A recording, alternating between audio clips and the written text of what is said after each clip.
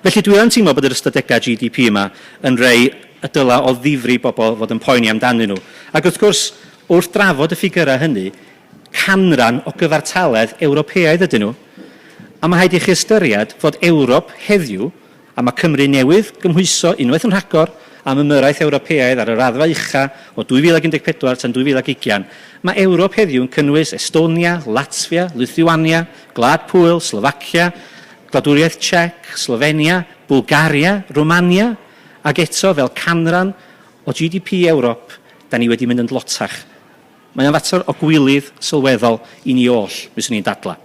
Ond mae yna rei bobl yn dadla na dydy GDP ddim yn llun i mesur cywir. Ac felly, beth am edrych ar sefyllfa di-weithra? A'r hyn da ni wedi weld eto ydy fod sefyllfa Cymru wedi dirywio o 1999 tan 2010, a mae'r ffigurau unwaith yn rhagor yn dod gan Eurostat. Di-weithra Cymru yn 1999 yn 7.5%, bellach yn 9.2%, cynnydd ar 20%, cynnydd cyfatebol sydd yna yng Ngorllewin Cymru a'r cymoedd. Ond yr hyn sy'n wirioneddol yn dychryn dyn ydy y cynnydd mewn di-weithra tymor hir. Trwy Gymru, da ni wedi gweld cynnydd o 20% mewn lefelau di-weithra tymor hir, ond mae'r cynnydd hwnnw yng Ngorllewin Cymru a'r cymoedd dros 80%. A mae'n chi'n ystyried bod cymaint o prosiectau Ewropeaidd yma yn benodol wedi cael ei hanelu at wella sgiliau a troed hyder i bobl i fynd yn ôl i'r gweithle. Ac eto'r hyn da ni'n weld ydy fod y cynnydd mewn lefelau di-weithra tymor hir wedi bod 4 gwaith yn uwch yng Ngorllewin Cymru a'r cymoedd na'r hyn oedd o'n gweddill Cymru. Mi allwch chi ddadla fod gweddill Cymru yn adlewyrchu'r ffaith bod ni wedi cael perfformiad economaidd gwael o 2008 tan 2010, ond fydach chi ddim gwadu fod y ffaith bod y diriwiad yn niferoedd ydy waith tymor hir yng Ngorllewin Cymru a'r cymoedd 4 gwaith yn uwch na Cymru. Os di hwnnw ddim yn arwydd o fethiant nifer helaeth o prosiectau Ewropeaidd yma, yna dwi ddim yn sicr beth sydd. Mae'r llun yna mesur i gyd mae gennau ofn yn llun yna mesur y dal ni fod yn teimlo cywilydd mawr yn ei cylch. Ac dim ond mwyn cael pen yn mwdol ar y ddadl yma, ystyriwch hyn. Chwarter canrif, llai na chwarter canrif, wedi dod o ddiwrth rym y comunyddion. Mi fydd Gwladwriaeth Czech yn gyfrannwr i'r gyllideb Ewropeaidd o 2014 ymlaen. Ac yn fwy arswydus, ystyriwch fod 2 ardal yn Wladwriaeth Czech, 2 ardal yn Slovacia bellach efo lefelau GDP ddwywaith yr hyn ydyn nhw yng Ngorllewin Cymru a'r cymoedd. Nid problem Ewropeaidd mae hon, ond problem Gymreig, byddwn ni'n dadla. Ac mae'n deg dweud na y rheswm penodol am hynny dwi'n credu ydy bod ni wedi datblygu prosiectau sydd wedi penderfynu cefnogi y sector gyhoeddus, y sector addysg, a'r drydaeth sector. A mae'n werth edrych ar rhai o'r enghreifftiau sydd gennau. Mae gennau enghreifftiau di-ry, ac efallai bod fi'n bod yn anheg, ond yr hyn dwi'n trio ddadla ydy bod y prosiectau sydd wedi cael eu cefnogi wedi arwain nid at leihau dibyniaeth ar y wladwriaeth, ond at gryfhau y dibyniaeth honno. Mi roi enghraifft i chi, Cinema La Scala ym Mhrestatyn, a dwi'n newydd drafod hyn efo rhywun ar stondin y Ceidwadwyr sy'n dweud bod hi'n sinema bach hyfryd. A mae hi yn sinema bach hyfryd. Mi ddari David Cameron wneud cynhadledd i'r wasg yna yn ystod etholiad 2010 a finna yn gorfod bod yn y gynulleidfa. Mi gafodd Cinema La Scala gyfraniad Ewropeaidd o 376,000 o bunnoedd, teg at gosta prosiect o 572,000. Ac os da chi'n edrych ar safle weffo, maen nhw'n dadla y bydd creu y cinema yn creu essential mainstream services, which will encourage community economic regeneration. Yr hyn sydd wedi gwyddoedd efo La Scala oedd o fewn dim iddi agor, mi ath i'n fethdalwr, a bellach yn ôl Cyngor Sir Ddinbach, mae La Scala yn parhau i weithredu, ond yn derbyn grant o 54,000 yn flynyddol gan y treth dalwr. Felly, negas o Cinema La Scala ydy nid creu dibyniaeth, nid creu economi, da ni wedi wneud, ond creu corff arall sydd yn chwilio am dibyniaeth ariannol. Ac wrth gwrs, dwi'n ffeindio fo'n anodd iawn deall pan bod Cinema yn Mhrestatyn angen 54,000 yn flynyddol gan y pwrs cyhoeddus, ac wedi'r cyfan yng Nghyffordd Llandudno, tre sydd yn glotach, mae gen i Cinema 9 sgrin, llwyddiannus iawn, sydd yn gwneud elw ac yn talu trethu ac yn wir wedi cyfrannu adeilad i gyngor Conwy fel mwyn i perswadio yn yr caniatâd cynllunio. Ac wrth gwrs mae'r sinema honno'n gwneud elw, ond sinema yn y sector breifat ydy honno. Ac wrth gwrs mae'r patrwm o sinemau, mae o'n digwydd trwy Gymru, mae gen i ofn, os ewch chi i Aberteifi. Mae yna sinema sylweddol yn fan honno, Theatr Mwldan, Dwy sinema dwi'n credu fel rhan o'r adeiladau, 1.6 miliwn o grant Ewropeaidd, prosiect werth 7.7 miliwn. Ac unwaith eto i ddyfynu WEFO project that will ensure the creation of a new local rural economic development centre to encourage diversification and growth in new markets with new skills and products. A bellach mae Theatr Mwldan yn derbyn arian y flynyddol gan Gyngor Geredigion mwyn gweithredu, 8,000 ar 20 y flwyddyn ar hyn o bryd, chydig bach gwell na La Scala, ond da chi'n gweld y pwynt. Ac mi allai fynd yn ymlaen trwy Gymru Ben Baledr. Un o'r prosiectau oedd yn haro fi yn wirioneddol werth i drafod oedd y Rural Life and Sculpture Centre, Phase 1. I'r rhai ohonoch chi sy'n dod o'r Bala neu o Benllyn, canolfan Cywain ydy honno. 900,000 o grant Ewropeaidd, prosiect 3.5 miliwn o arian cyhoeddus, ac wrth gwrs bwriad y prosiect oedd to create a centre to allow all sectors of the community to participate in the economic and social development of the area. Hwn i ddim sut mae hynna'n ddigwydd gan bod canolfan Cywain wedi cael ei ddrysa. Meddyliwch o ddifri be ellid fod wedi wneud ym Mhenllyn ac yn y Bala efo 3.5 miliwn o bunnoedd. A'r hyn sydd yn wirioneddol yn digaloni dyn ydy bod yr blurb ar safle WEFO mynd yn ei flaen i ddeud the centre will offer visitors an unique cultural experience celebrating the Welsh language, heritage and contemporary life. Meddyliwch bod ni'n methu cynnal canolfan i ddehongli'r iaith Gymraeg yn Bala. Ac yn fwy na hynny, mi allach chi ddadlau, wrth gwrs, fod y ffaith bod canolfan Cywain wedi cael yn gwbl briodol, achos mae'n datgan to show the heritage and contemporary life in Wales. Wel, mi allach chi ddadlau, wrth gwrs, na contemporary life in Wales ydy, does na ddim byd yn llwyddo, ond i bai bod arian cyhoeddus a subsidi cyhoeddus i sicrhau bod y llwyddiant hwnnw'n parhau. Ar hyn ddigwyddodd yn canolfan Cywain, oedd yr arian refniw i ben a dyna ddiwedd y freuddwyd. Ac i rhai ohonoch chi sy'n poeni mod i'n trafod enghreifftiau o'r gogledd yn unig, na i ddim ond defnyddio enw Pafiliwn Pantyfedwen yn Hon Trydrendigaidd. Prosiect arall gwerth 3.2 miliwn, 1.4 miliwn arian Ewropeaidd. Yr un stori ydy, dwi'n yn siŵr iawn sut mae economi'r ardal honno yn mynd i fendithio a gwella oherwydd bod ganddyn nhw ganolfan ddrydfawr sydd wedi cael. Ac wrth gwrs, mi allach chi ddadlau mod i'n sôn yn fan hyn am adeiladau'n unig, ond dim ond yn ddiweddar, mi welwyd y Project Genesis, project sylweddol iawn i helpu pobl ddifreintiedig yn ôl i'r gweithle yn cael ei gau oherwydd diffygion a methianna. Felly, y pwynt cyntaf fyddwn ni'n neud ydy mae'r arian Ewropeaidd, nid oherwydd be ydy arian Ewropeaidd yn ei hanfod, ond oherwydd y math o brosiectau rydyn ni wedi gefnogi, wedi arwain at werthu'r syniad mae'r unig ffordd i newid eich cymunedau, yr unig ffordd i weithredu'n effeithiol yn eich cymunedau, di denu arian Ewropeaidd a wedyn denu arian refniw yn mwyn i cynnal nhw. Ac os di honno ddim yn negas negyddol i ni yn y Gymru sydd ohoni, yna wn i ddim be sydd.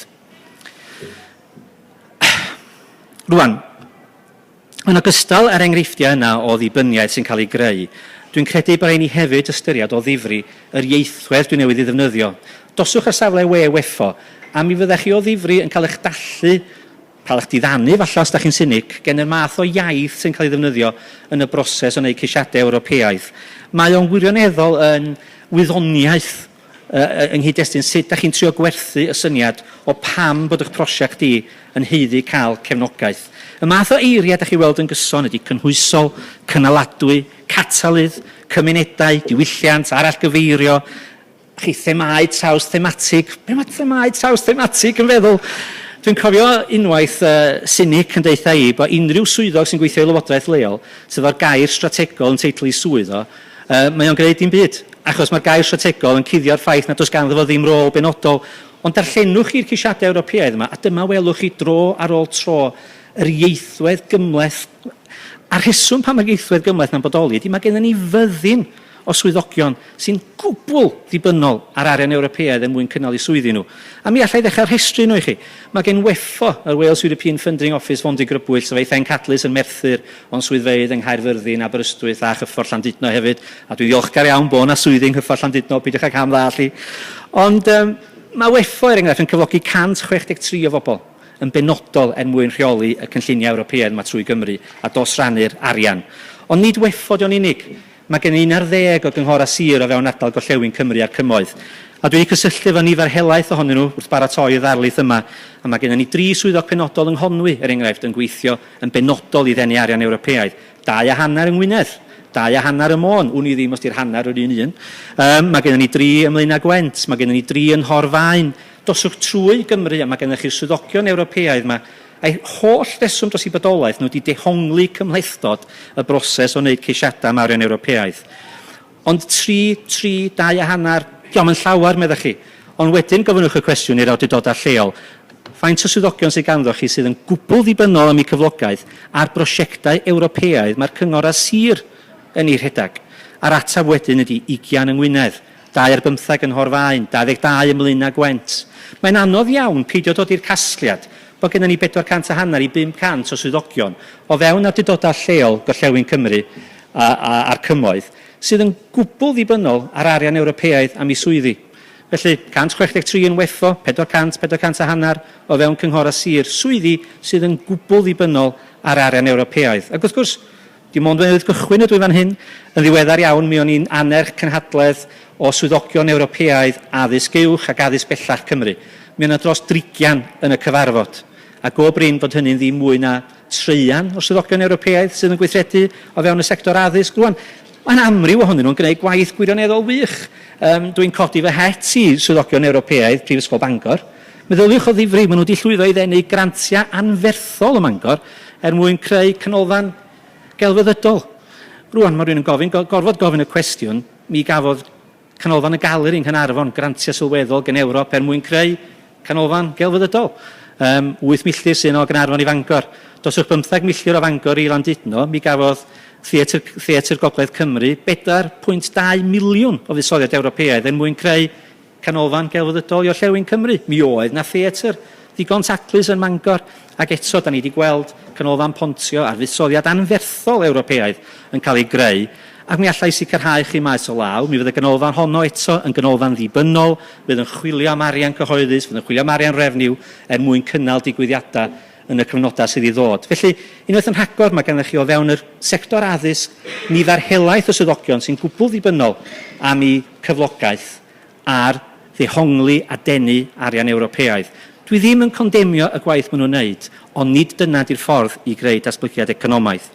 Ac yn ola, wrth gwrs, yn ychwanegol at y cannoedd sydd yn uniongyrchol o fewn cyrff cyhoeddus, mae ganddyn ni'r drydedd sector sydd yn bodoli yng Nghymru, a Duw eich helpo chi os da chi'n wleidydd o Gymro sydd yn meiddio awgrymu bod y drydedd sector ddim cweit mor berffaith mae rhai pobl yn ei awgrymu.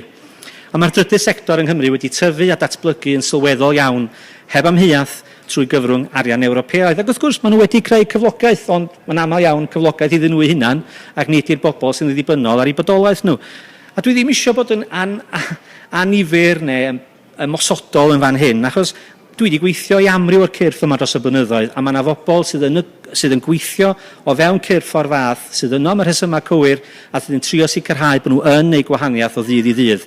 Mi fydd eisiau'n gweithio am flynyddoedd, enghraifft, i Menter Môn. Mae Menter Môn yn gwmni y dylen ni gyd fod yn gydnabod sydd yn llwyddiant. Ban sefydlwyd Menter Môn nôl yn 1996 mwyn dosbarthu arian Ewropeaidd líder ar y pryd, mi oedd ganddyn nhw brif weithredwr ac aelod o staff rhan amser. A bwriad Menter Môn, mae'n gwbl glir, i bwriad nhw holl reswm dros fodolaeth Menter Môn ydy datblygu ag aildanio economi Ynys Môn. Wel, 15 mlynedd yn ddiweddarach, dydy Menter Môn ddim efo prif weithredwr a un aelod o staff rhan amser yn ei gefnogi fo. Mae ganddyn nhw dros 70 o aelodau staff. Pan ddaru mi ofyn am y ffigwr mwyn rhoi y ddarlith yma, doedden nhw'n gallu deitha'n union. Mae'n amlwg bod gennym nhw fwy na 70, ond nhw'n cweit yn siŵr faint.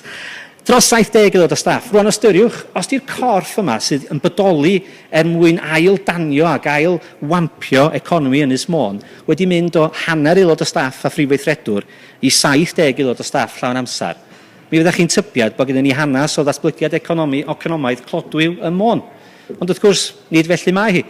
Mae economi Ynys Môn wedi edwyno o flaen yn llygad ni yn y cyfnod mae Menter Môn wedi tyfu. Yn wir, mi allach chi ddadla na methiant economi Môn ydy'r rheswm dros lwyddiant Menter Môn. Y mwyaf byd ydy'r methiant economaidd, mwyaf byd ydy'r cyfle am lwyddiant i'r cwmnïau hyn yn y drydedd sector. A dydw i ddim yn ymosod ar yr unigolion, dyna dwi'n meddwl sy'n bwysig i'w nodi fan hyn. Y strwythyr ydy'r broblem.